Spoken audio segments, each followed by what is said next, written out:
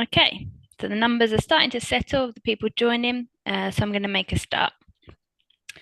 So as an introduction to myself, hi everyone, I'm Millie Fox, and my day job is as a senior scientist at AstraZeneca, and I work across target validation campaigns.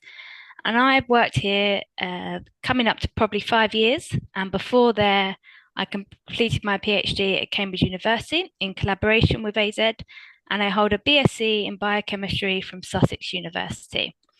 But I've also been a part of ELRIG for a couple of years now, and here I volunteer on the Early Career Professional Work Group, and we provide resources and activities for early careers just like today's webinar. So today we have an exciting talk from Alan Jordan, our drug discovery expert, and Alan is Vice President in Oncology Drug Discovery at Signature. And this webinar, just to let you know, is recorded and will be made available on the ELRIG to check it out afterwards and share it amongst your colleagues. And if we'd like to just go to the next slide, please. So first of all, who are we at ELRIG? So ELRIG is a non-profit organisation where our purpose is to bring the life sciences and drug discovery community together to learn, share, connect, innovate and collaborate, all on an open access basis. And this is achieved through the provision of world-class conferences, networking events, webinars like today, and we're really working towards increasing our digital content online. So our community encompasses over 22,000 scientists from industry, academia, and life sciences suppliers. And we pride ourselves that all our events are free to attend, supported by vendor sponsorships and exhibitors. And just the next slide, please. So who makes up the community at ELRIG? So 70% work in the life science industry, 20% in academia, and the remainder are roles that support the life scientists. And in fact, a third of our community are early careers, and ultimately you are the next generation of scientists, and hence we're passionate to support you. And geographically, most of our community are UK based, but we're growing in continental Europe and the rest of the world. And we're driven by our EDI principles and proud of our 50-50 gender split with over a third from non-white backgrounds. And again, next slide, please. And like I've mentioned, we have an early career professional work group, and this slide captures what we do. But ultimately, our aim is to enhance engagement and participation of early career professionals by providing targeted activities, opportunities, and information. And I'd encourage you to take a look at our website, where we have lots of information and resources available to you. And our flagship event is the Drug Discovery Conference, and this year it's held at Liverpool in October. And here there'll be many activities for early careers, and Alan will be there as well, so you can meet him in person. And just on the next slide, what I've captured here is all of our 2025 events. So here you can see in October, bottom left in blue, is the flagship drug discovery event, but we have many, many more. And remember, all of our events are free to attend and really a great way to network and learn. So feel free just to grab a screenshot of this if you like, but remember it's all available online on our website. Okay, so now on to today's talk, Drug Discovery 101, which will be given by Alan Jordan, Vice President in Oncology Drug Discovery at Signature Discovery. So who are Signature Discovery? So they're an integrated drug discovery CRO with sites in the UK and Canada. And they work with global partners to drive drug discovery research.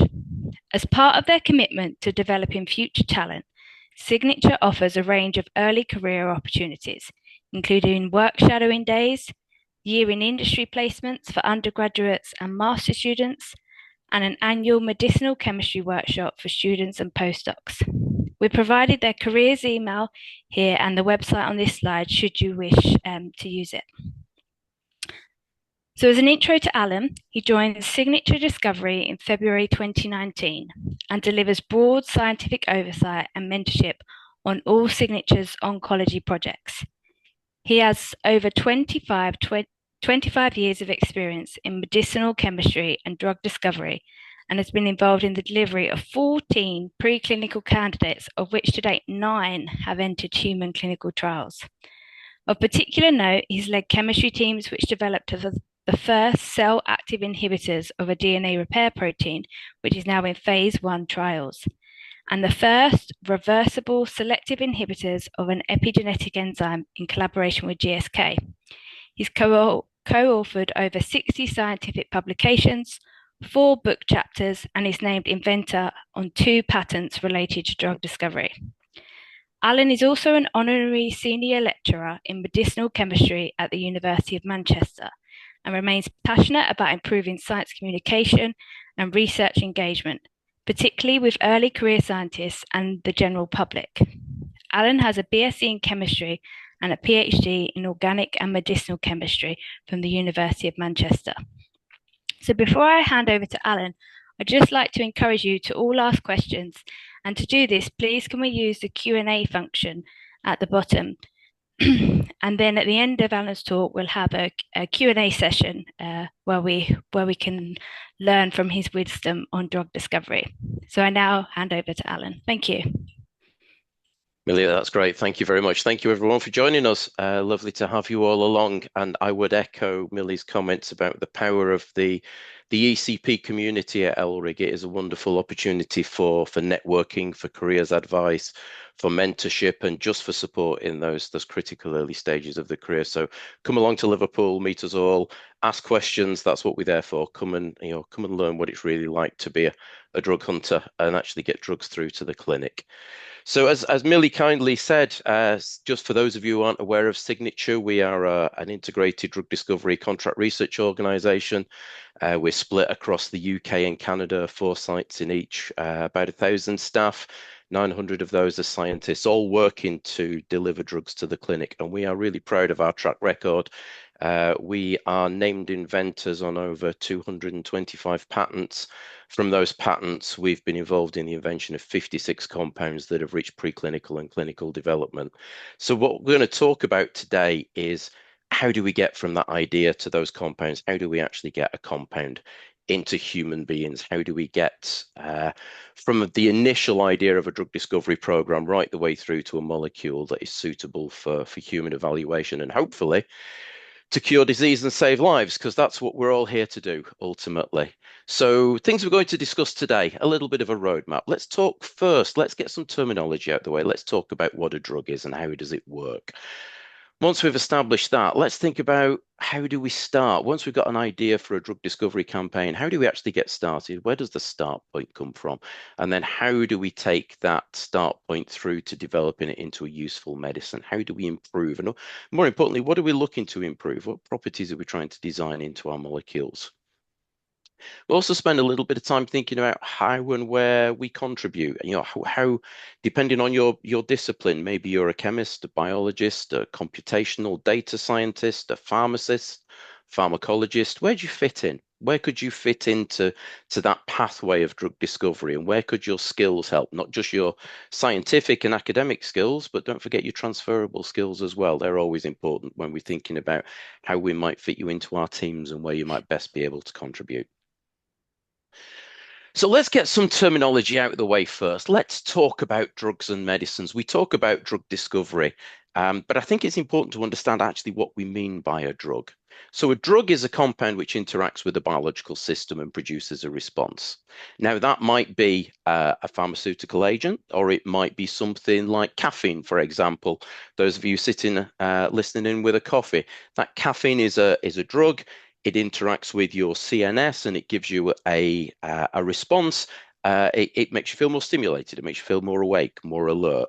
What we're talking about today specifically are medicines, and medicines are a subset of drugs. And a medicine, in its truest definition, is a substance used to treat, cure, or prevent disease in human beings or animals. So whilst we talk about drug discovery, we've called this course Drug Discovery 101, what we're actually talking about is medicines discovery. We will use the two terms interchangeably, but I think it is important right at the start just to get that definition absolutely clear. And I think the easiest way to think about how a drug works goes right the way back to Emil Fischer in 1895. And he postulated that every biological process you can think of as some form of lock. And there is a natural key that fits that lock, and it either enables that lock to open or close, to turn a process on, to turn a process off.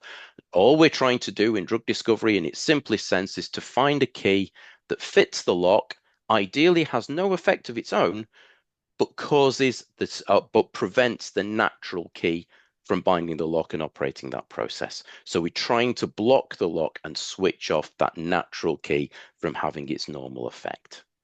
It's very simplistic. It's a very old definition of how drugs work, but actually, for most of the drug targets we work on, it works really well and it fits really well with the ideas that we're trying to get across. So just keep that lock and key idea in mind. And the lock can either be a functional lock, it could be an enzyme, a receptor, an ion channel, a thing within a cell that does something.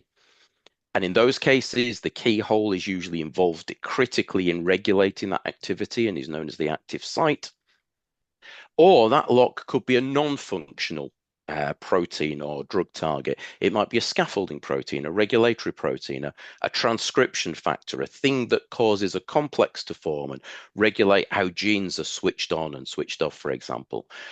We're finding certainly as drug discovery is evolving, many of the functional targets we used to work on are now giving way to non-functional, more complex targets. And these will be the challenging drug discovery targets that you'll probably be working on over the next 10, 15 years or so as careers progress.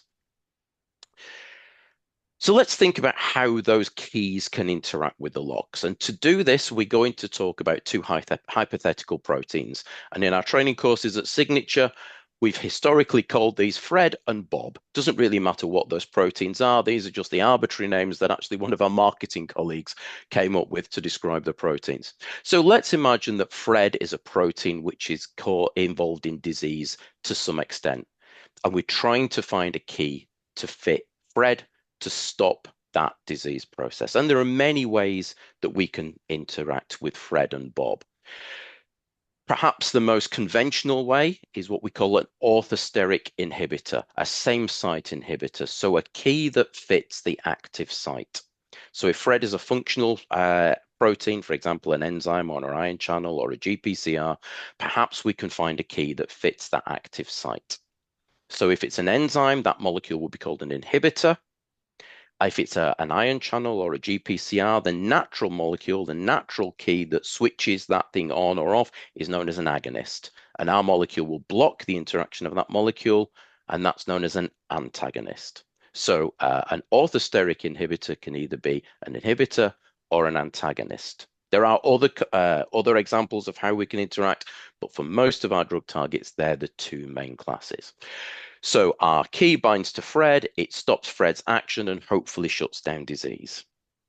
But it may well be that Fred has another binding site somewhere on its surface, and we can bind our key to that additional binding site, that other site. That inhibitor then becomes known as an allosteric inhibitor, an other site binder. So maybe it binds to the allosteric site and it changes the conformation of Fred in some way to disrupt the active site. So we effectively get inhibition of that functional effect, and therefore Fred can no longer cause disease. So two potential ways of binding directly to Fred. We have orthosteric or we have allosteric inhibitors.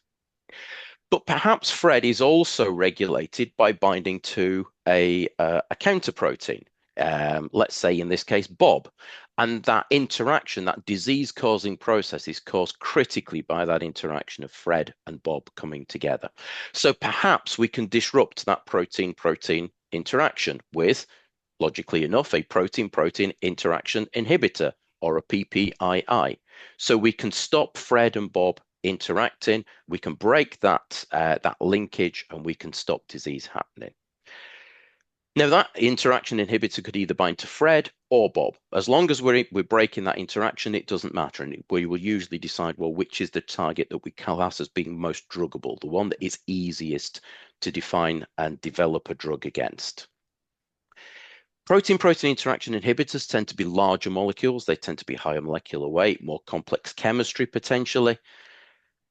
And so think of these molecules perhaps not so much like a lock fitting into a key, but maybe think of them more like a piece of Velcro. So we've got lots of very weak, small interactions over a much broader surface rather than the very small number of very strong, very specific interactions you would get with a key fitting into the lock. So three main modes of inhibition: allosteric, orthosteric, protein-protein interaction inhibitors. They are the main ways that we interact with different disease-causing proteins. So that's fine. That's how drugs work. How do we actually find them? What does drug discovery actually involve? So what do we do all day? When we talk about drug discovery, what do you think of? What concepts come to mind? What do you think we do all day?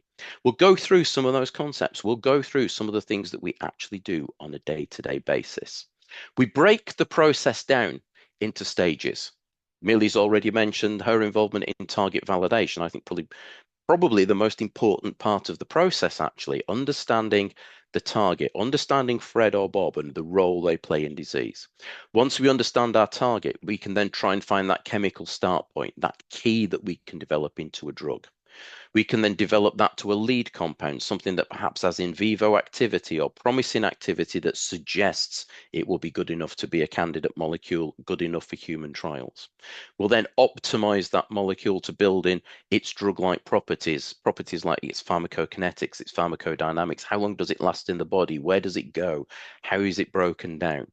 And then as all those compounds progress, we'll be looking for the front runners. We'll be looking for that best compound that fits all the attributes we need to make a drug. And then hopefully we can select one of those molecules to be our preclinical candidate, hopefully ultimately our clinical candidate.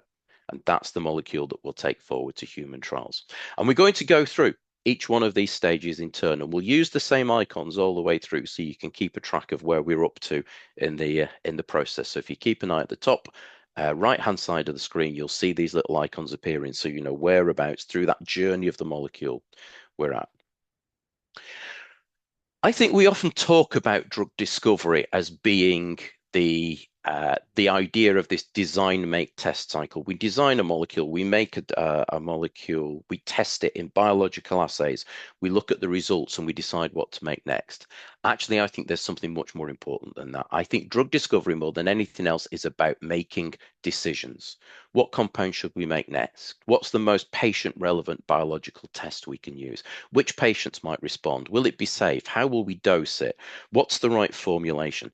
Everything we do is based on decision making.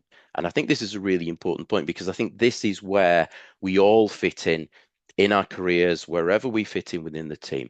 Everything we do has to be around generating the highest quality data we can, doing the best biological experiments, the highest quality compounds, the purest compounds, understanding everything we do to ensure that we're only doing experiments that generate valuable data, that drive decisions to allow us to make the next generation of compounds, the next generation of molecules that could just be that clinical compound and influence what the next experiment we do.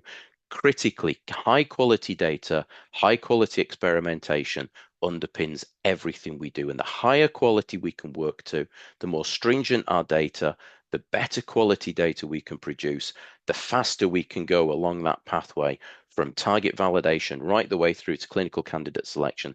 And ultimately, the faster we can get high quality medicines to patients. A colleague I used to work with said this: otherwise, if we don't think about making decisions on the data we use, drug discovery is a little bit like stamp collecting. We collect loads and loads of data because we can rather than because we should. And we put the results away in a database and it gathers dust and we never use that information to make decisions. So I challenge all of you as you go through your careers, every time you do an experiment, always think, what is that experiment telling you? What result is that experiment going to give you that allows you to make a decision, that allows you to move your project forward? And if you're not doing an experiment that allows you to make a decision, question whether you should be doing that experiment or whether you can be doing something more useful. So let's start the process. Let's start at target identification and target validation. Where do drug targets come from? Well, more often than not, drug targets come from the scientific literature. So here's an example. This isn't a real paper, but here's the sorts of publications that often get our attention. Here there's a protein target. In this case, we've called it cookie monster kinase, and that drives a particular process that leads to a particular type of cancer in this instance, in this case, aggressive pancreatic cancer. Now, pancreatic cancer is really, really difficult to treat at the moment. So any new insights into how we can treat this particularly aggressive type of cancer with poor patient outcomes is really interesting to us. So let's imagine we've seen this paper in the literature and it says cookie monster kinase is linked to pancreatic cancer. Well, maybe that's a start point for our drug discovery program. But the big question is, how do we know? This is a single paper from a single lab. How do we know whether this actually truly is linking this particular protein to our particular target? As I say, many of these targets appear in the literature, but they do come with several caveats. And often that linkage to disease can be quite tenuous or difficult to replicate. And that's where the role of target validation comes in. Target validation is all about asking the key questions about this is an interesting piece of work, but does all the evidence tie up? And do we believe we can get all the way to clinic with this target and with a molecule that will inhibit this target? So we're asking questions like, is the target critical to disease progression? If we block the target with our orthosteric or allosteric inhibitor or a protein-protein interaction inhibitor, will that actually have the right biological effect? Will it stop disease progression? Will it alleviate symptoms? Will it make our patients feel better and live longer? Is there a therapeutic window? It may well be that that target is also critically involved in normal cell metabolism, for example. So by blocking that target, we might stop the disease progression, but we might also cause intolerable side effects for our patients. Is there an unmet medical need? Are we treating a disease that actually exists? Now, that might seem an odd question, but for example, we wouldn't start a drug discovery program against polio, for example, because thanks to vaccination, polio has pretty much been eradicated across the globe. Is there a business opportunity? Let's not forget, while we do this for the greater good and the ethical reward of treating patients and making patients live longer, we are still all employed by businesses, and businesses are there to have a steady revenue stream so they can A, make a profit, and B, fund more drug discovery research in the future. So we have to be aware of the commercial opportunity as well. And we also have to be aware of, is there a patient population who will benefit? Are there patients out there, and are there enough patients to justify us starting that drug discovery program? I remember when I was at Cancer Research UK previously, we saw a really interesting cancer metabolism target. But when we looked into the patient population globally, there were only 3 patients a year who would be able to benefit from a medicine against that disease. Now, that's not to say those 3 patients aren't worthy of treatment, but it's very difficult to get that commercial return, that return on investment. It's a very expensive process generating a drug, and we have to be sure that there are patients out there that will A, respond to treatment, and also allow us to get that funding of our research so that we can actually take a drug program right the way through to the clinic. Also, with very few patients, it's very difficult to find enough patients to do a clinical trial to understand whether our drug works. So there's a lots of complications around choosing the target.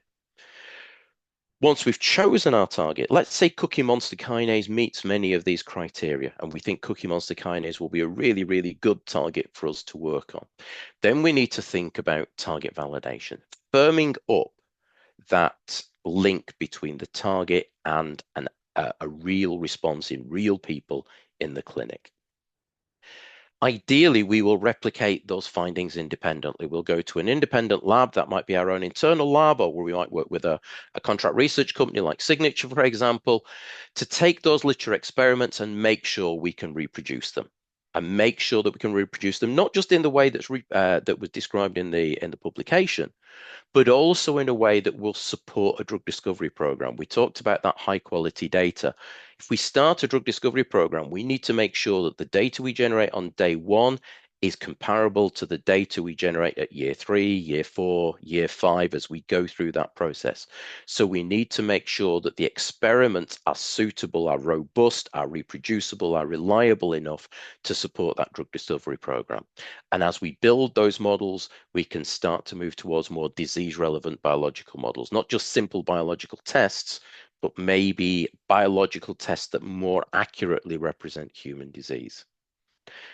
Now, traditionally, this target validation was always seen as the thing that you do right at the start of the drug discovery process. You do your target identification, you do your target validation, everything looks good, and then you move forward right the way through to the clinic. Now we see target validation as a process that matures and evolves right the way through the drug discovery process as we generate better compounds, better drugs, better putative drugs. They give us the tools to go back and revisit our target validation and make sure that we still believe in that biological hypothesis. Make sure that we still believe that the target is truly valid. This was a quote, I believe, from Bill Sellers, who used to run oncology research at Novartis. And he said the only truly validated targets are those for which there are marketed drugs successfully treating patients. We only know if we get our target validation right at the point where we have an approved drug delivering patient benefit. But it's a really important point that target validation starts at the start of the process, but we keep revisiting and revalidating right the way through the process. So again, let's assume we've done our target validation now. Cookie monster kinase is looking good. We've established a role in pancreatic cancer, at least in a lab-based setting. Now what do we do? Well, now we need a start point for the project. Now we're confident in the validation of that target, at least at this point, we need a hit. And a hit, as we define it, is a molecule with some limited but verified activity against the target. It may be an inhibitor, it may be a protein-protein interaction inhibitor. And I think it's worth pointing out, we call this a hit. You'll find through your careers, we use the same phrases, but we all use them in slightly different contexts. So it's always worth the organization that you're involved in understanding exactly what they mean by hit, lead optimization, just clarifying what each organization means by each stage of the process. But for the purposes of today, we will call a hit that first start point, that first chemical entity that has some activity against our target, but is still a long way from being a drug. And we can find that hit in many different ways. We have many different hit finding platforms that we can use to find the hit. For example, fragment screening, virtual screening, high throughput screening, knowledge-based approaches, and we'll go through all of these in turn. But I think it's worth noting that in most cases, particularly as our drug discovery targets get more and more complicated, we'll use several approaches. We won't just use one of these approaches in isolation, but we'll use maybe 2 or 3 of them all together, and then we'll prosecute the hits that come out that we think have the highest chance of success of ultimately becoming a drug. So let's go through each one of these jigsaw pieces in turn, and let's talk about what these hit-finding approaches are. And we'll start top left with fragment screening. So going back to the lock and key analogy, fragment screening is about not finding a key, but if you like, finding mini keys, finding bits of keys that we can combine together to make that full key that fits the lock. I often like to think of this as drug discovery by jigsaw. So we start off with weak binding fragments, so bits of drugs, if you like, small, functionally rich chemical entities that could be merged together or joined together with a linker to make a full drug. So for example, the green rectangle is our drug target. Maybe that's cookie monster kinase, and we can find small chemical entities that all bind to different parts of that binding site, different parts of the key that fit the lock. And then maybe we can merge those together and think about how we would create a single chemical entity, a drug start point, that would combine some of those features that bind to the binding site. And again, we don't do this in isolation. Maybe we know what the natural key looks like. Maybe we have some hits from another hit finding approach. Maybe we can bring that knowledge together, bring that into our detailed design process, and start to think about how we merge all these different entities to give us almost a bespoke key that fits the lock. Now, fragment screening is really powerful. It allows us potentially to drug targets that we've not traditionally been able to access by other methods. There are some challenges associated with it, the biggest being that because we don't have a fully elaborated molecule, the binding we can measure is only very weak.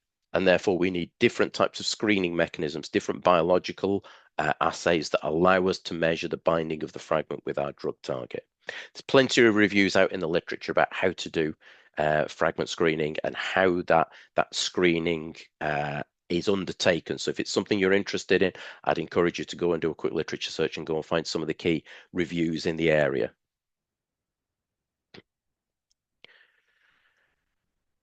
Beyond fragment screening, how about we could do some virtual hit finding? So virtual hit finding is computer-aided design, and knowing what the inside of the lock looks like, can we design a key to fit the lock? So for example, if the three-dimensional structure of Fred or Bob or Cookie Monster kinase is known, then maybe we can computationally assess how well that molecule might interact. So we can computationally look at all sorts of different molecules and how they fit that binding site, and we can compute just how well they fit and how strong their interaction with that lock is.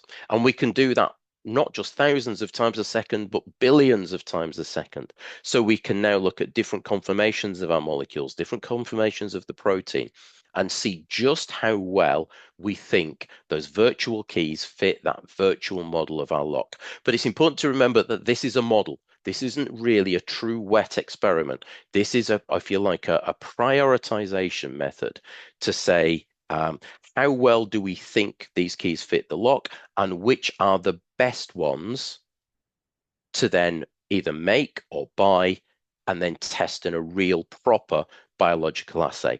This is not yet an absolute science. It's an estimation of how well the lock and key fit together. So we're not very good yet computationally at predicting absolute binding affinities and activities, something that may come in the future, but we're not there yet. So we still have to then obtain those compounds, generate the list of compounds for testing in a real lab, and pass them on to our bioscience colleagues to test them and give us an actual genuine number from that assay. So it's a prioritization, but it's really important to think that whilst we can do this very quickly, we still need to then confirm that in a real world wet lab assay. So there's still a real need for biology colleagues in the lab testing those compounds. Talking in a little bit more detail about our biology colleagues testing compounds to find start point for us, high throughput screening still is a really important tool for us. Whilst we can test billions of compounds virtually, there's still a real need to be able to test maybe hundreds of thousands or millions of compounds in real biological assays.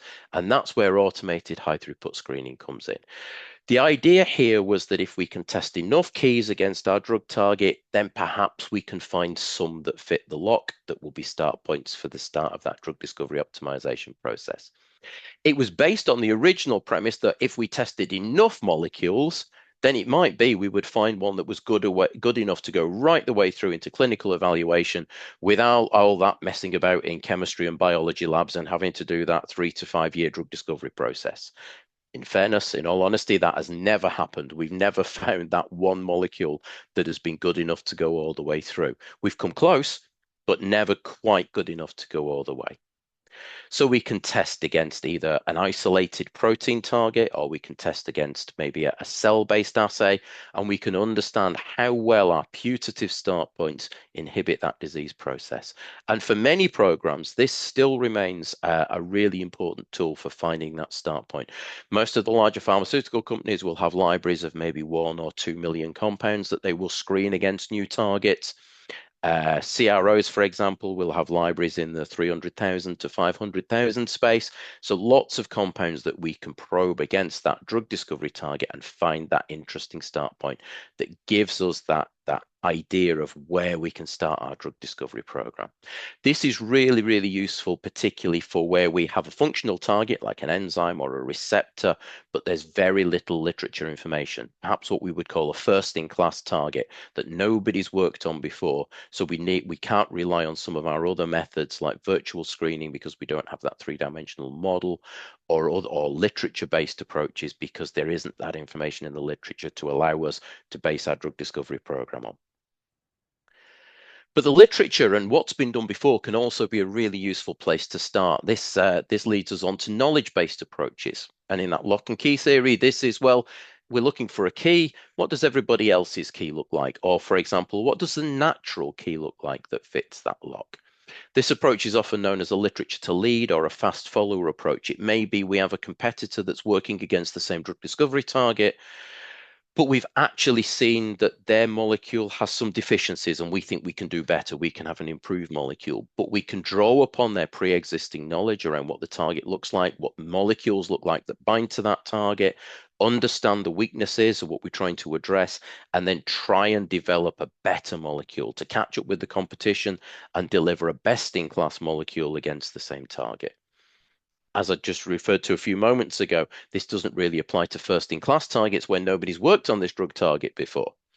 But under a different guise, this is actually the approach that many of the AI-based drug discovery companies are taking, like previously companies like Benevolent or Exscientia. They were using methodology to harvest lots of information from the literature and then use that to predict how they might find a better drug against a particular drug discovery target. And many of the AI based approaches to drug discovery, this is where they focus on. They focus on bringing in all that vast scientific knowledge from the past 50 years of drug discovery to see how we can use that knowledge to influence how we develop best in class next generation medicines against validated targets. So say we'll take many of these approaches in combination. We might do a fragment screen and a virtual screen, or a fragment screen and a high throughput screen. So we'll get a number of hit molecules, hopefully, against our particular target. And then we've got to understand which one to take forward. Which one do we actually want to take forward into that drug discovery project? At this point, a signature, we wouldn't describe that molecule as a hit. We'd describe it as an active. It appears to have some activity in our biological assay, but we don't yet have confidence in it that it is a true hit. So we go through a process that we call, logically enough, active to hit, because there are certain attributes that compounds can have that they may look active, but they might be a rogue actor. So it might be an impurity, for example, from our synthesis that's actually the thing that's causing the activity. It could be we've bought the molecule from a commercial supplier and through human error, they've put the wrong molecule in the wrong vial and we're not testing what we think we're testing. It could be our molecule causes a non-specific change of our drug target. So it unfolds the protein. That will look like an inhibition of activity, but it's a non-specific effect. So some form of potentially either a structural or a chemical instability of the drug target that looks like activity. Some molecules will cause our protein to aggregate, to be insoluble in that test system, in that assay well. So it precipitates out to the bottom of the well, and therefore it's unavailable to perform its biological task. So it looks like it's been inhibited where actually it's not. There's all sorts of reasons why this compound might be having an effect that looks like activity, but truly isn't. So we have to go through a process, this active to hit process, to truly understand that the molecules that we have found are genuine inhibitors of the targets. And there's a whole host of detailed experiments that we do to go through that process to determine whether actives are really hits. Actually, for the chemists in the audience, one of the most important things we can do as chemists is when we have a hit is to go and resynthesize it, ideally using two completely independent synthetic methods, make sure it's as pure as we can get it, and make sure that we're testing the right structure with the right purity to make sure that it's not a rogue structure or an impurity or something we've carried through the synthesis, a byproduct, for example, that is causing that activity. So active to hit validation is just as important as target validation, because if we don't get this right at the start, the whole of our drug discovery process downstream is going to be a wasted effort, because we're going to be trying to chase structure activity relationships based around a molecule that actually is not what we think we're working on. So hopefully, so far, so good. We're part of the way through the process. We have a target, we've validated it. Hopefully now we have a true hit. Now we need to think about how do we turn that hit into a medicine? And the first thing we think about is, well, okay, so what do we want our medicine to look like? There are a whole host of things that we need to design into that molecule. At the moment, it will be a long way from that molecule that is good enough to go into a human being. So we try to think about how do we design in all sorts of molecular properties. We're designing in potency. Is it, how active is it? Is it selective? We're designing in pharmacokinetics and pharmacodynamics. What does the drug do to the body? What does the body do to the drug? Will it be safe? Will it be stable, not just in the body, but will it be stable on the pharmacist's shelf when it's tableted and waiting to be prescribed? Can we make it? If we have a really complex molecule with a very elaborate synthesis, that's going to make it much more difficult to generate enough material for us to generate enough for clinical supply and to manufacture once the drug's approved and on the market.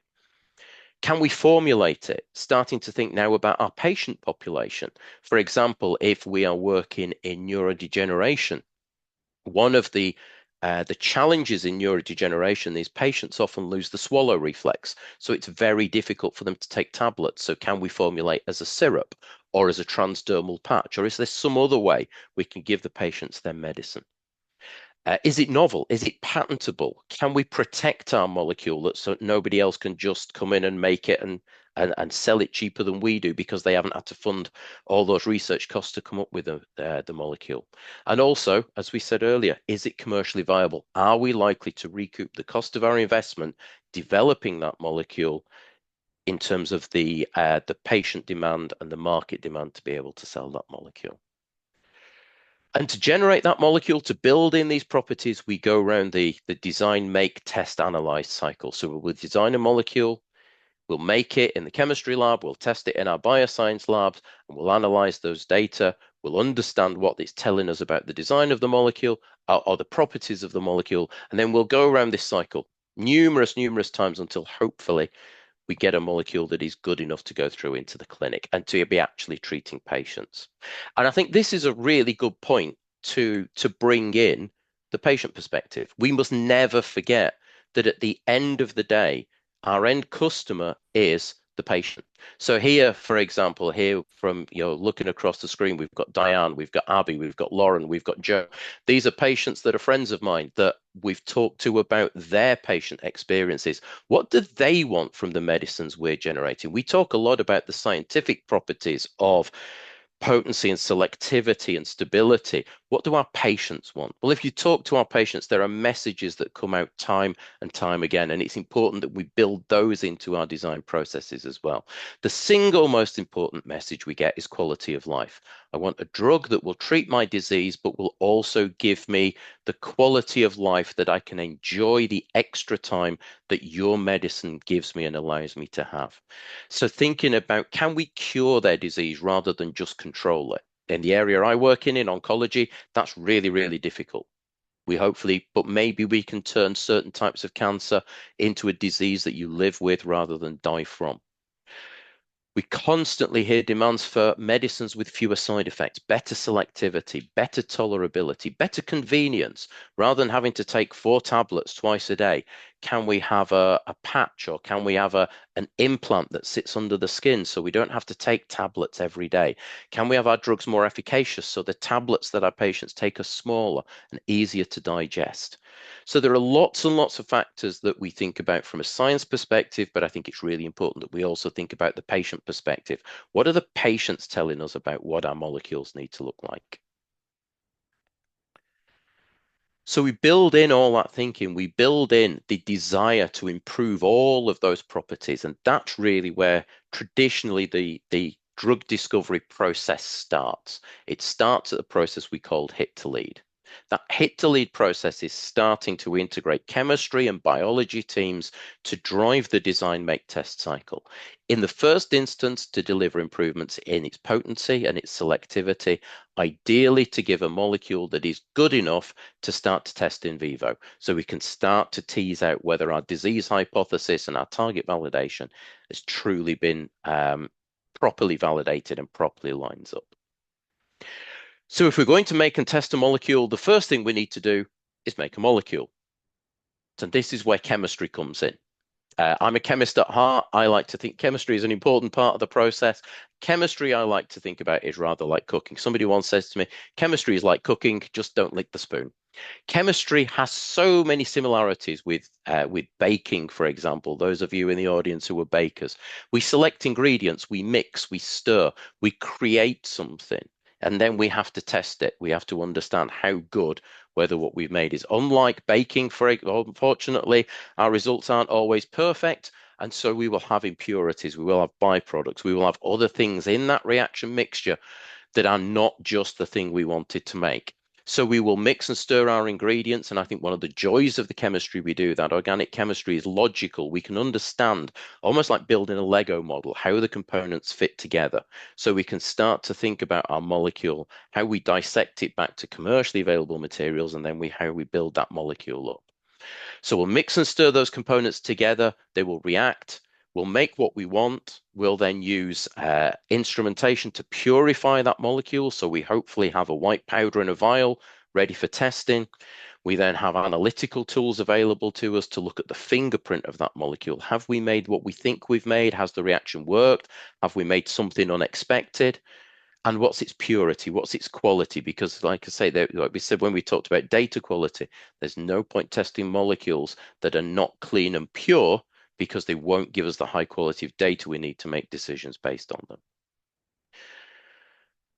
So we make our molecule, we do our step of chemistry. Unfortunately, for many of the molecules that we design that we want to test, a single reaction doesn't get us all the way through. Many times to make the molecule we want to get to, on average, we're probably looking at 5 to 6 chemical steps before we get to our final product. We're probably looking at getting to maybe 10 to 50 milligrams of our final compound. So just a very small amount of compound that allow us to do the initial biological assessment. And whilst chemistry is logical, and whilst we can make predictions around how we might make that molecule, it's still an experimental science. And much of the time, the steps that we plan and envisage don't actually work. So we might have to go back in our recipe. We might have to go back to step 3 or step 4, reinvent the recipe, reinvent the process, and try again. Quite often we'll get to the very last step of the synthesis and it will all fail, and we have to go right the way back to the start and think from scratch, how do we reconstruct that molecule? And as a general approximation, each step, so make amassing the ingredients, mixing, stirring, purifying, analyzing, getting that white powder in the vial, is maybe 1 to 2 days work. So for a 6-step synthesis, maybe we're looking at about 12 working days to go from start to finish to deliver that single molecule. Of course, our chemists aren't just making one molecule at a time. They'll usually be having parallel reactions. So they might be working on 3 or 4 or 5 different targets all at the same time, generating new molecules to feed into that biological testing process. And I like to think of that biological testing process a bit like a steeplechase, a horse race like the Grand National. So you start off with a series of hurdles, a series of tests. The first test being a relatively simple test, and then the hurdles get higher and higher and higher and more complex and more stringent as we go through that drug discovery pathway. We're asking more and more complex questions of our molecules, more and more clinically relevant questions of our molecules. So we filter out the poorly performing molecules and only ask the complex, difficult questions of the molecules that have the most chance, the most likelihood of being a clinical molecule. And we call that sequence of tests a screening cascade. And that screening cascade allows us to filter potentially the millions of compounds or the hundreds of compounds that we've tested in our high throughput screening or our virtual screening campaigns. We'll test those in maybe an isolated protein in a plastic well to see if they bind, to see if they interact. If they interact and we think they have some activity, then maybe we'll do what we call an orthogonal assay, a simple biological test, but using some form of different technology so we can make sure the compound isn't interfering with the assay and that that activity we're seeing is genuine. We may then do a counter screen. Again, we talked about counter screens where we talked about weeding out false positives. So we have a whole series of tests to make sure our hits are genuine. So maybe now we've gone from thousands of putative actives to hundreds of hits. Then we can start to distill those hits down through functional assays, disease-relevant biological assays in cells. Maybe we can then start to do some safety screening, and then maybe ultimately, as we get into the tens of compounds, we can start to think about how those molecules perform in a living system, in vivo assessment in, for example, a mouse or a rat to see, do they get to the target site? Do they get the right mechanism of action? Do they last long enough to show a biological effect? So think of this as a filter funnel. We're filtering down from hundreds of molecules down ultimately to the one that is probably good enough, hopefully good enough to go into the clinic. So that early stage testing, that biochemical assay usually is often a very simple test in a plastic well, be it a 96, a 384, or a 1536 well plate. So multiple wells, multiple experiments, all at the same time, looking very simply, does our key interact with our lock? And we're looking for a very simple change. It is completely not relevant to the biological system we will be testing in a patient, but it's a distillate of that system. And we're looking for a simple change. We might be looking for a change in color or fluorescence or some form of detection reagent that we can detect in parallel. And for that, we have machines like plate readers, which can read 96 or 384 experiments all at one time to get us very quick, very high quality, very reproducible and robust data. But while that data is robust and reliable, biology is inherently variable. We know that there's variability in our biological assays, so we test our compounds not once, but multiple times to get up what we call the N numbers, the number of times it's been tested. And the more we do that, and the more we get numbers that are consistent with each other, the more confident we are in that data to allow us to use those data to make our decisions as to what we do next. So we'll do our biological testing, maybe a biochemical assay. We'll see that color change. We'll understand that our key truly is interacting with the lock in a very isolated, very simplistic system. We can then ask the question, well, maybe can we see whether we interact with our target, whether our key interacts with the lock in a cellular system? So as hit to lead progresses and we get improvements in potency and our drug-like properties, then we'll start to get more complex assays and we'll start to look at what happens when we dose our compounds to cells. What happens when we inhibit Fred in a cell? And we may see a multitude of effects. We might see some effects that are direct effect of our key binding to our lock, what we call an on-target effect.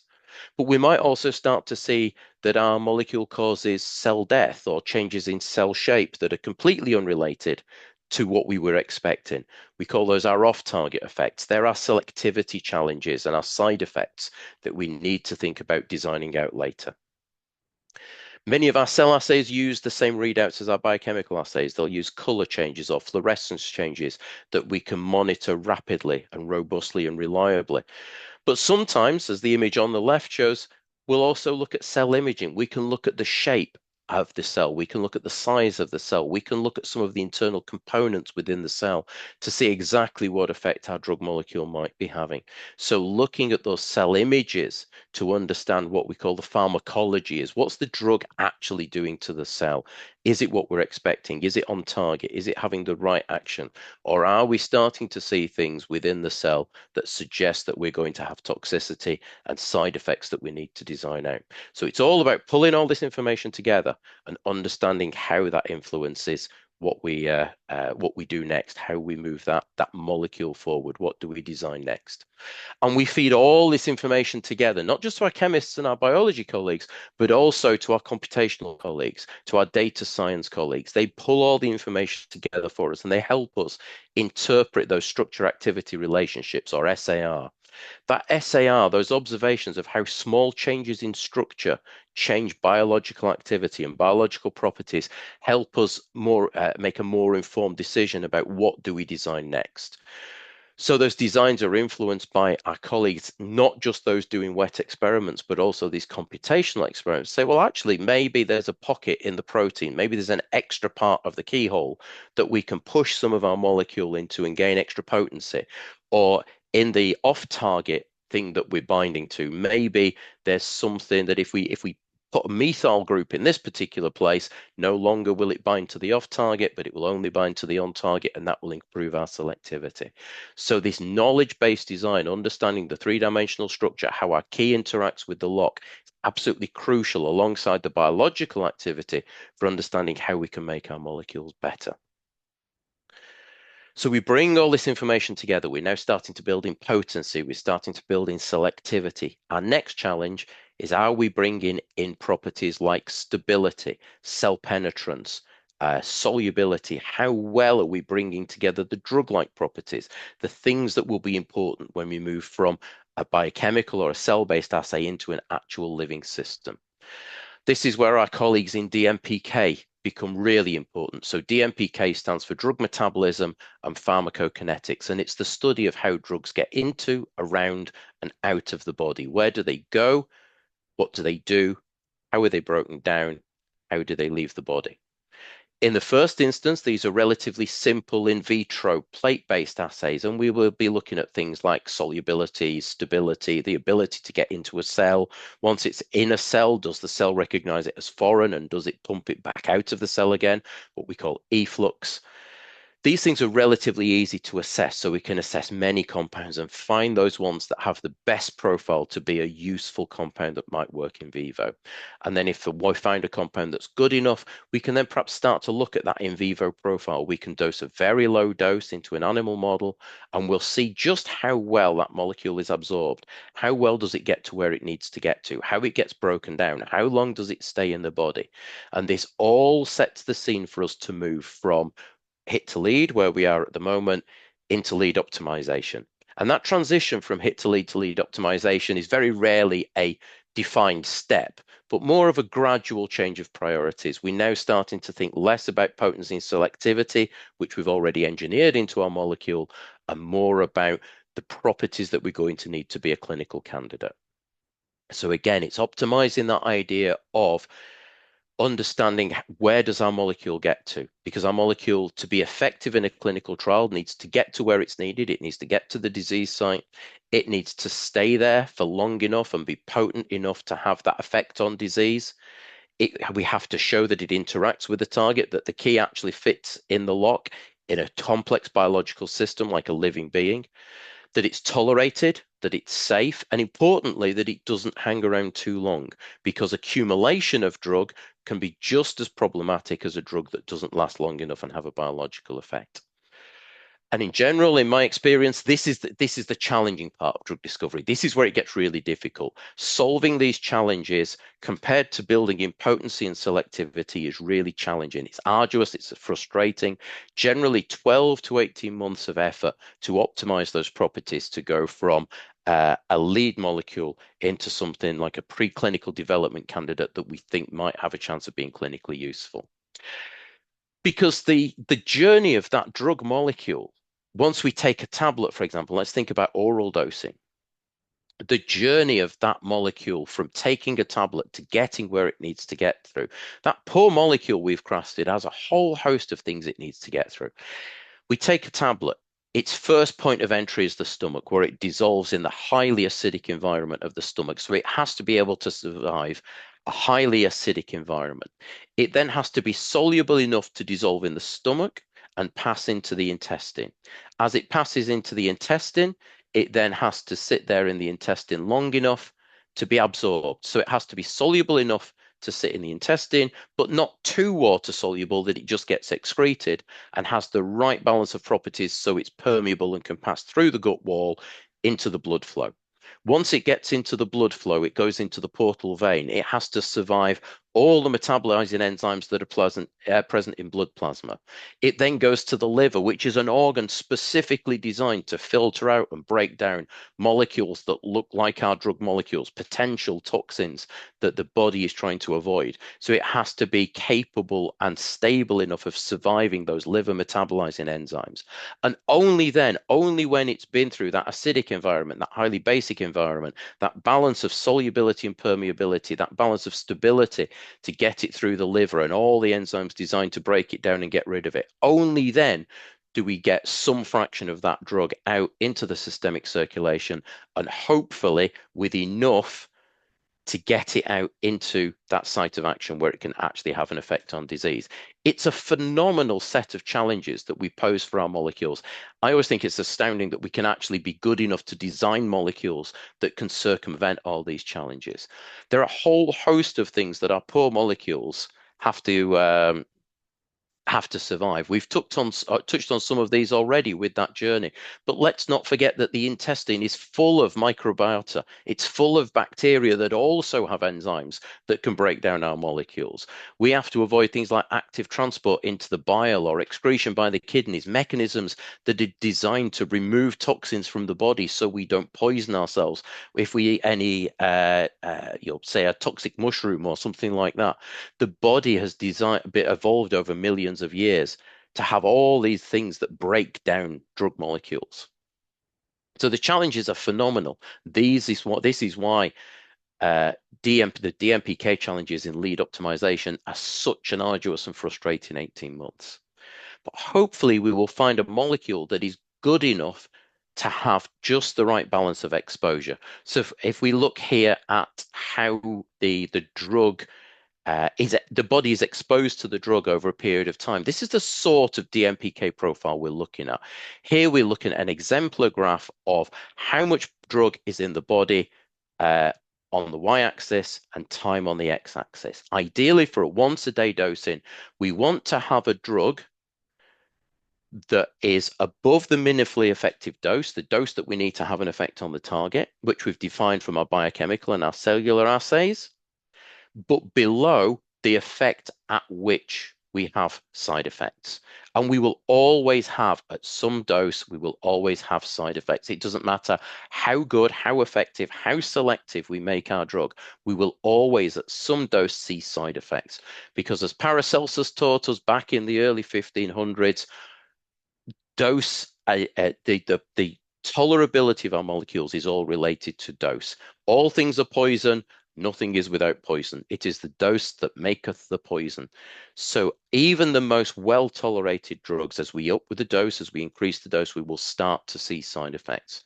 And the challenge as we go through and start to think about clinical dosing and preclinical animal model dosing is how do we mitigate this so we can keep the dose low enough so we don't get intolerable side effects, but high enough so it's biologically effective. What is our therapeutic window? And how long can we maintain that therapeutic window for? So say ideally, we will keep that for 24 hours so that the patient only has to take their tablet or their dose, whatever the formulation, once a day. All of this information comes from our DMPK colleagues. They tell us about the pharmacokinetics, the relationship between drug concentration and time, and what the body does to the drug. So how is it broken down? How is it excreted? Our biology colleagues tell us about our pharmacodynamics, what the drug does to the body, that relationship between concentration and effect, be that a positive effect or be it a negative effect like side effects. We combine those two together and we get an understanding of our drug's pharmacology. What is that complex interplay between drug and body? And understanding those relationships, understanding those PK/PD relationships are critically important to understanding which of the 1,000 molecules we've made actually delivers a drug candidate that we can use and take forward into patients. When we have those properties right, we can then start to think, finally, have we got our target validation right? And does our drug actually work? And before we can dose to humans, we have a legal responsibility that we have to demonstrate activity, but more importantly, safety in an animal model of the disease. That's usually a mouse or a rat, for example. They tell us whether our drug is likely to be safe, well tolerated, what sort of dose we can expect when we go into a human clinical trial population. Various disease models exist for various different diseases, and we can use those to start to predict the outcome when we go into the clinic. Some of them are very good. There are some models that work really well. Asthma models, cardiovascular models, for example, are very predictive of the clinical setting. Cancer models have variable predictability. Models of things like neurodegeneration, pain, dementia, psychoses, they're actually very difficult to model in an animal model, but we can at least get an understanding of safety, tolerability, pharmacokinetics before we go into our clinical trial population. So if the animal models aren't always predictive, we need another way of understanding potentially whether our molecule is working or not. And for that, we're now looking more and more to what we call biomarkers. Biomarkers tell us whether our drug is having an effect on disease, even if we can't see a visible change in signs or symptoms. This can be really important, for example, in cancer clinical trials. In an early stage cancer clinical trial, it will be unethical for us to take a cancer patient off a known effective medication that is keeping them alive to test a medicine in a clinical trial that we're not sure if it's effective or not. So in cancer clinical trials, we will often test in a patient population that has failed all other available therapies. They will have developed intrinsic resistance, and it's very rare to see a positive outcome in terms of does the drug actually work in that clinical trial setting. So we need a way of measuring whether our drug is interacting with our drug discovery target that tells us whether we're getting the right balance of pharmacokinetics, pharmacodynamics, and gives us the confidence to then attempt to use that drug in earlier stage patients. Those biomarkers build confidence that the compound gets where it needs to in the right quantity and has the effect that it was designed to have. So it tells us ultimately whether our drug is good enough or our target validation was wrong. So for example, if we take our drug into the clinic and we see a strong biomarker response, but we don't see an effect on the disease, then maybe our target validation was wrong. But if we don't see a strong biomarker response, then it may be our drug just isn't good enough. It's not getting enough to the site of action, or it's not lasting long enough. They're things we can fix. They're things we can go back and re-optimize our molecule and solve that problem. Whereas target validation, if we've got that wrong, it's very difficult to fix this at this late stage. Usually we would go back, we would re-understand our target validation and potentially pick a different drug discovery target to work on. So biomarkers tell us, as I say, whether we're having an effect or not. Let's give you some examples of what do we mean by a biomarker. It's probably easier to put this into context. So for example, the COVID lateral flow test, going back a few years, the COVID lateral flow test didn't actually tell you whether you had COVID or not. It actually looked for the presence of a protein called the spike protein in your nasal fluids or your saliva. So you weren't actually testing whether you had COVID, you were testing whether you had the spike protein present in your body. And the inference was that if you had the spike protein, that was probably coming from a COVID infection, and therefore you probably had COVID. So we're not measuring COVID-19 virus itself, we're measuring a biomarker of whether you're likely to have the COVID infection. The same is true for the pregnancy test kit. The pregnancy test kit doesn't actually tell you whether you're pregnant or not. It only tells you whether you have a presence of a hormone called HCG in your urine. Now, the usual reason for having HCG in your urine would be pregnancy. There may be actually other reasons why you might have HCG in your urine. So for the gents in the audience, there is some emerging evidence that needs properly validating that HCG might also be released in certain forms of prostate cancer. So it may well be that over time, the pregnancy test kit can also be used as an early test for very early onset, certain types of prostate cancer. So again, we're not testing for prostate cancer or pregnancy, we're testing for a hormone that is a biomarker as to whether one of those two biological conditions might exist. So biomarkers are really useful for telling us about disease condition, but also about telling us whether our drug is working well enough to have an effect in our clinical population. More and more and more, we're seeing biomarkers becoming involved really early in the drug discovery process, validating the biomarkers as we move through the process so that we have them ready to validate our in vivo models and ultimately our clinical trials. Hopefully by this stage through the process, we've got a molecule that we think might just be good enough to move into clinical trials. So now we start to look at late lead optimization issues, things like how safe will our molecule be when we dose it to a patient? Will it have any genetic toxicity, any reproductive toxicity? Will it have effects, for example, on women of childbearing age, of unborn children? Will it have off-target effects? We know there are certain enzymes in the body that are absolutely critical for normal physiology. Will it have effects on any of those enzymes that if we were to inhibit, we would cause significant toxicity in our patients? Will it have, how will we formulate it? Will it be a tablet, a capsule, a syrup? What toxicology are we likely to look for? Elevated blood pressure, elevated heart rate, things that clinicians can look for in clinical trials to see whether our drug is likely to be starting to have toxicity or not. Can we make it on kilo scale, ready to scale up and make that compound for clinical trials? And I think it's important to say we will never find a perfect compound. I always like to think we're looking for the Goldilocks compound, the compound that's not quite right, but just good enough in every respect to be good enough to go into human trials, to nominate what we call a development candidate, that molecule that starts its preclinical journey towards first in human trials. And that's when we move out of the research setting into preclinical development. That's really where the drug discovery element finishes and preclinical development starts. A 2-year process to develop a safe synthetic route that allows us to make that molecule on the kilo scale, now not known as a drug lead or a candidate molecule, but the API, the active pharmaceutical ingredient. Can we understand the maximum dose we can give to humans? Can we understand human toxicology? Do we know what it will be broken down into? Will any of those breakdown products cause us toxicity, or will any of them be active against our disease target? And we compile all this information together, excuse me, into a clinical trial authorization or an IND, an investigational new drug approval document. Pull all that information together, send it to our regulatory authorities, and they approve us and hopefully approve all that information and send us back that wonderful piece of paper that says you may now take your drug finally, after all that time, into a human clinical trial. And that's ultimately where we're trying to get to. So up until very recently, that's been the drug discovery process. But I think it's probably worth spending just a couple of minutes thinking about, well, when you come into the industry, where is the industry going? What sort of challenges, what sort of techniques, what sort of things are you likely to be dealing with? Because the traditional ways we've been dealing with drug discovery are evolving. There are new modalities coming into drug discovery.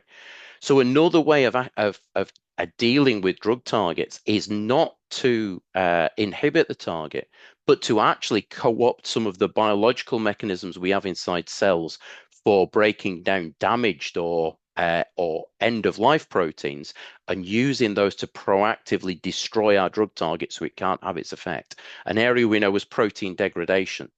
There are 2 types of molecules here. They're either what we call PROTAC or heterobifunctional molecules that take our drug target of interest and bind it to one of those destruction proteins known as an E3 ligase, or molecular glues, much smaller molecules that glue together those proteins, much more drug-like molecules. We're seeing a lot more interest in antibody drug conjugates. These things were really interesting back in the early 80s, the early 90s. They had a lot of problems with antibody selectivity and being able to deliver our molecules specifically to the site of action. But the idea is you take an antibody that is designed to bind specifically to your diseased cell, and you attach to it, in pink on this graphic, drug molecules. So you attach the antibody drug conjugate to your cell, it gets internalized, and you deliver your drug molecule selectively just to that diseased cell where it can have its action. Now, in the early days of these, the antibodies weren't particularly stable. They weren't perhaps particularly selective. The drug molecule was released into the systemic circulation. We are now overcoming a lot of those properties to generate more stable, more selective antibody drug conjugates with less toxic payloads, more effective payloads.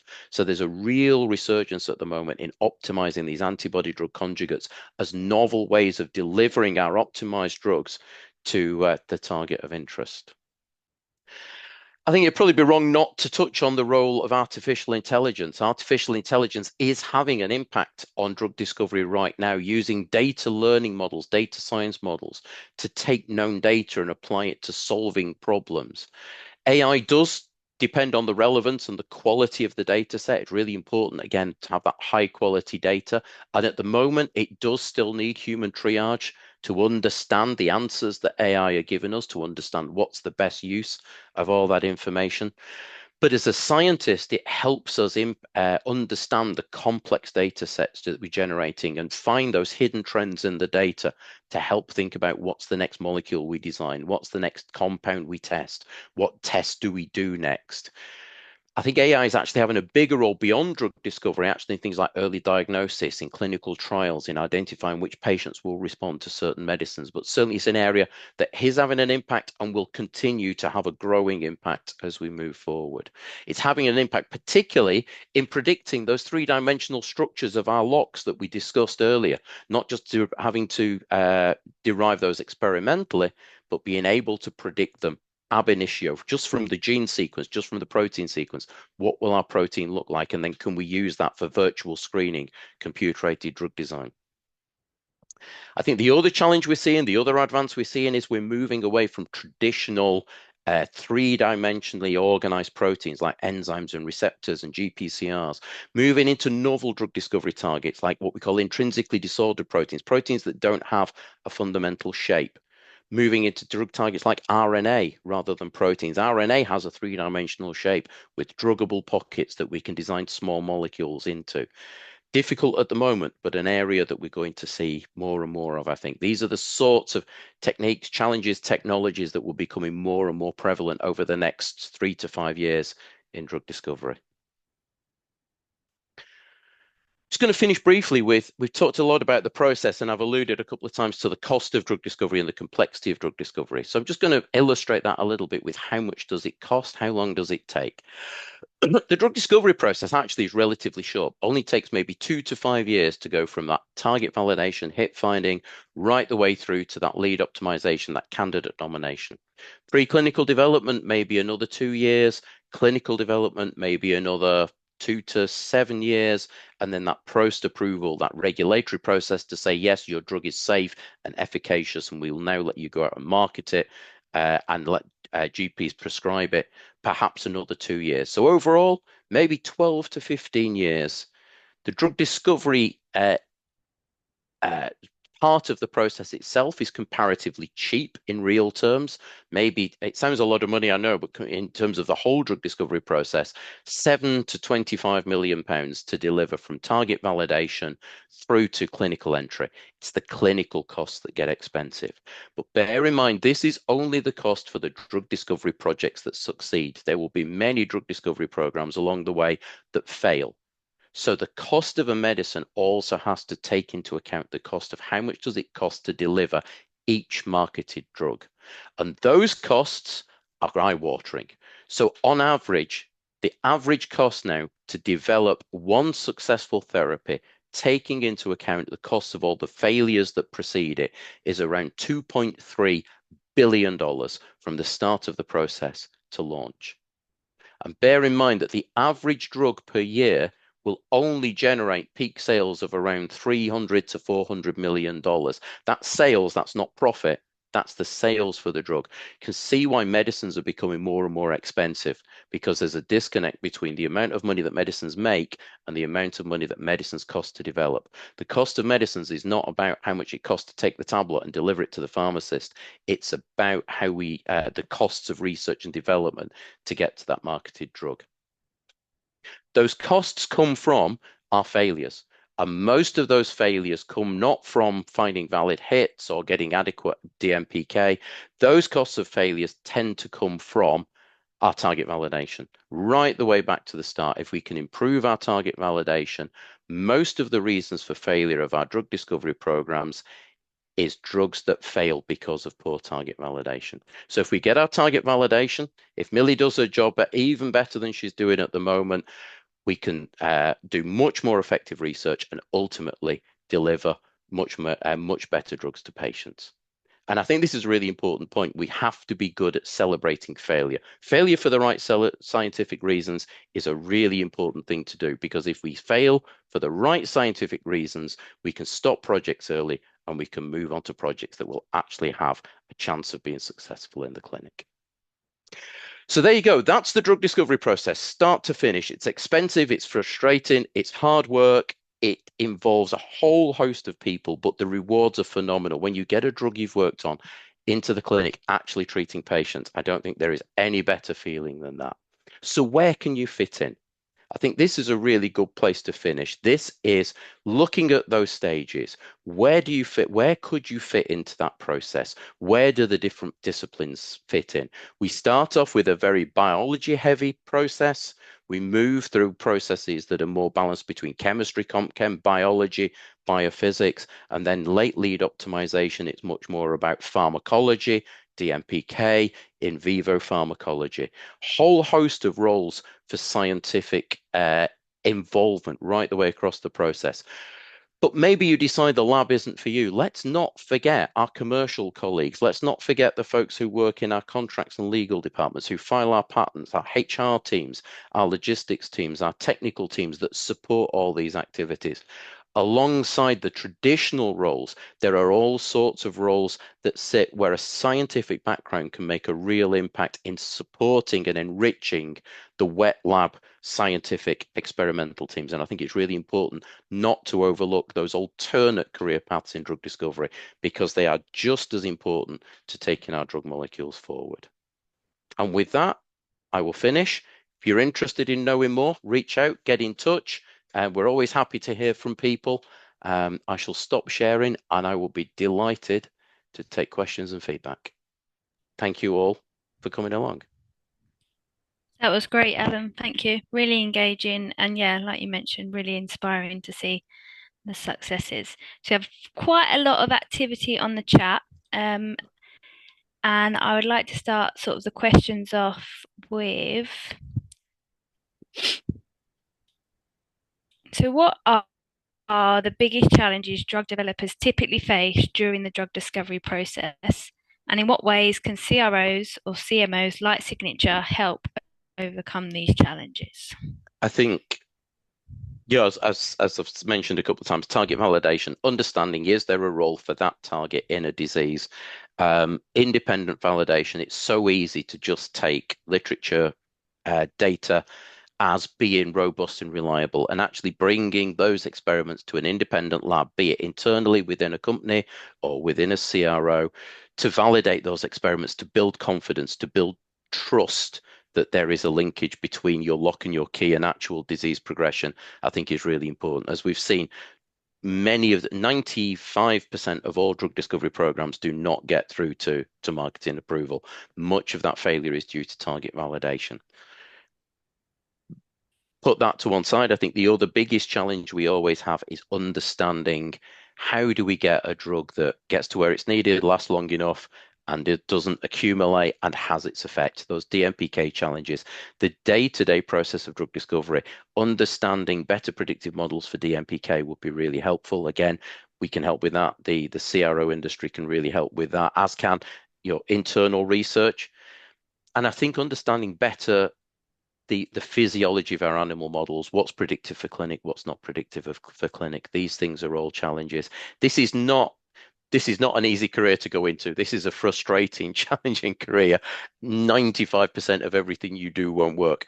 But actually, one of the things that I think is really important is remembering, we saw those faces of the patients. Always remember those faces. They are the end customer.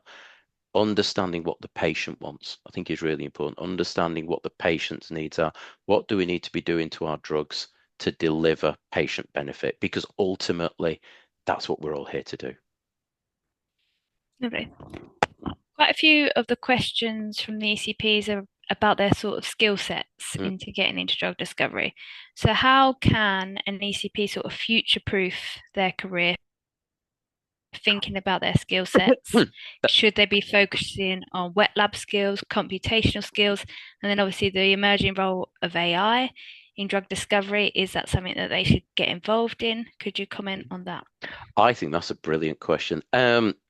Wet lab skills will remain important. I think one of the questions we get is AI going to take my job? And I don't think it will. Derek Lowe, who writes a really good blog called In the Pipeline, once said, AI will not replace scientists, but it will replace scientists who don't use AI. And I think we're seeing that right here, right now. So I think nurturing the wet lab skills, but also nurturing your skills in data science, coding, programming, those sorts of things. How do you handle data? We generate a whole host of data. The best drug discovery scientists are those who know how to take that data, manipulate it, handle it, draw conclusions from it. So nurturing and enriching those. But I would also say, don't forget, those of you who are going through your university, for example, degree, PhD, whatever stage you're at, don't forget to nurture your transferable skills. There are certain things that an academic education can't teach you. It can't teach you teamwork. It can't teach you proactivity. It can't teach you integrity. Think about what you do outside of your academic path and how that makes you special, how that makes you different, how that enriches your contribution to a team. What do you do that makes you you? What do you do that makes you different? And what do you do that makes you stand out when you're applying for a role? And how can you use that to the benefit of a future employer? And then on the topic of AI, where do you see it's yet to deliver its full potential?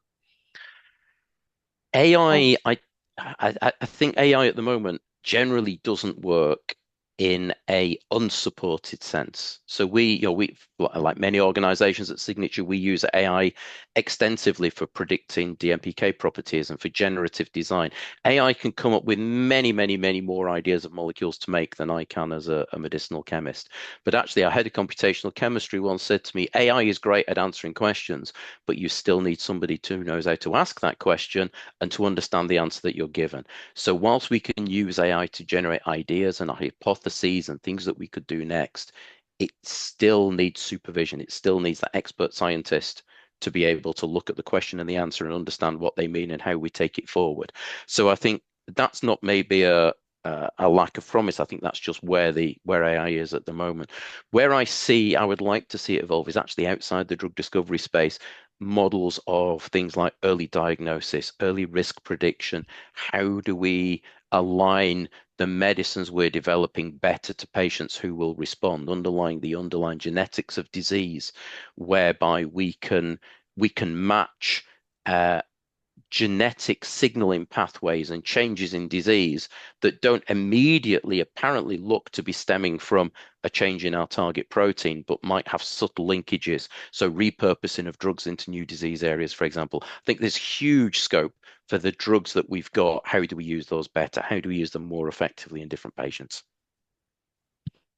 okay, final question. There's quite a lot of talk about is a PhD needed to get into drug discovery, and what sort of entry type level positions can be applied for fresh graduates, and how should they go about applying and engaging with companies. And also on the PhD side of things, there's a question in the chat about does it matter what lab you've come from, the PI, the number of papers, that sort of thing. I think it depends on the organization and the institution you apply for. I think the old rule of you can't get into drug discovery without a PhD is gone. So, for example, a number of our at Signature, a number of our senior leadership team, two of our heads of department do not have PhDs. They've started at the graduate level and they've gone through the industry. They've developed their expertise. They've worked their way up. Two of the best medicinal chemists I ever worked with did not have PhDs. They got real world industry experience. I think actually in terms of depth and breadth of drug discovery knowledge, you learn an awful lot more from 3 years in industry than you would from 3 years in a PhD. That's not to undervalue a PhD in terms of critical thinking and experimental planning, but I don't think a PhD is the necessity that it used to be. I don't think to the same extent that the lab you do, the number of papers is also the same. We know science is hard. Let's be honest, some PhDs work brilliantly. You get 4 or 5 papers. Some PhDs just don't work and you're lucky to get one paper at the end of it. I think what's important is can you articulate what you did in your PhD, how you overcame the problems, how you solved them, how you planned the experiments, what was your thought process? What I'm looking for, or certainly what I was looking for when I was involved in recruitment, were a number of things. Do I get the sense that you are a scientist who can think for yourself? Now, that's either at the graduate level or the PhD level. Do I think you are safe to work in a lab? One thing I've always valued really strongly, proactivity. Are you going to wait for me to tell you how to solve a problem, or are you going to go away and solve that problem yourself and then come back and tell me what you've done? I don't think you can train proactivity. I think that's something that is intrinsic. But proactivity, do you have integrity? Are you going to tell me where you've made a mistake? Are you going to tell me what you did wrong and are you going to learn from it? Or are you going to hide behind it and pretend it wasn't you? Again, when we come back to that data quality, integrity of data, integrity of science is critically important. We all make mistakes. We're all human. Science doesn't always work. Own that mistake, learn from it, accept it, take responsibility for it, and move on. That integrity is really important. So I think there are things that life teaches us that are much more important than that academic background. I think a PhD now, whether you do a PhD or not, is a personal decision. Do you want that 3 years of semi-independent research first, or do you want to go and see if you can get that industrial experience? It will depend to some extent, as I say, um, on the organization you're applying to. Different organizations will have different policies, but certainly I think that it's not a necessity anymore. So, Millie, I think that covers the do you need a PhD, labs, papers. There was another point you asked as well, which I've not answered yet. Can you just remind me of that one? Yeah, you have to be quick because we're at time, Yep. but it was entry level roles. What role type should they be looking at? I know across different organizations, they're given lots of different names, but how do they reach out? Reach out, be proactive, reach out, don't wait for an advertised job. Reach out, talk to people, network, make connections at ELRIG, get on LinkedIn, send connection requests to people, talk to people, engage, make yourself known in the industry, network like a boss, learn how to ask the right questions, learn from those who've been there before, make use of the ELRIG opportunities to understand how to do that. Be proactive. Entry level positions, let's be honest, you will start off as a relatively junior bench scientist. You will start off doing wet lab experiments. Choose somewhere to work for that doesn't treat you just like a pair of hands and will give you some creative input into those experiments and allow you to think and allow you to develop those skills. Choose an organization that has strong career development, strong mentoring, strong networking support, strong careers support, and a training plan that will allow you to develop. I think those are all the things I would say. It's difficult to say an entry level position will be because it will be different for every role, for every organization. But ask, go to interview and be honest and ask and say, well, what sort of career development and mentoring programs are in place for those coming fresh into the industry? How do I help develop my own knowledge, my own understanding, my own competency, both in the lab, but also in terms of my knowledge base? Do you run internal drug discovery 101 training courses to allow me to understand the industry better? What opportunities are out there? So get a more holistic feeling for what different organizations are offering you, not just what's the salary, what's the role, but also what's the package that sits behind that to allow me to move my career forward. Cool. And keep going to ELRIG Drug Discovery and Networking. Yeah, that's great, Alan. I felt really inspired by your talk, so I'm sure all of the ECPs online have too. But yeah, we'll have to wrap it up there now, guys, because we're at time. But the recording will be available on the ELRIG website under the ECP resources. And I hope you enjoyed it and found it useful. And hope to see you at the drug discovery event in October in Liverpool. And you can reach out and meet Alan there in person. So thanks for listening, everyone. And we'll finish the webinar there. Thank you, everyone.